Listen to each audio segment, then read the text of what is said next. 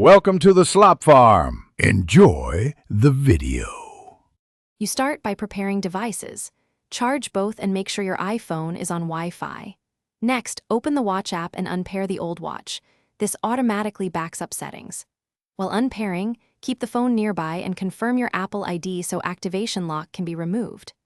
Once the unpair finishes, your iPhone stores a current backup you'll use to restore the new device. This is faster and preserves watch faces, apps, and settings. With the new watch powered on, bring it close to the iPhone and follow the pairing animation to link devices. When prompted, choose Restore from Backup and pick the latest backup created during unpairing. This restores your apps and layout. You'll be asked to enter your Apple ID, set a watch passcode, and reconfigure Apple Pay and wrist preference. Do these now to enable secure features. Once syncing starts, leave both devices undisturbed until the progress finishes. Finish by letting apps sync fully. Open the Watch app to tweak faces, complications, and notification preferences so everything behaves how you like.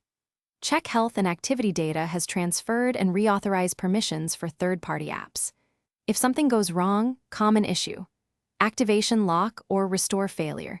Sign out of iCloud on the old watch or iPhone, restart both devices, then try pairing again. Make sure both devices run compatible iOS/Watch OS versions before retrying.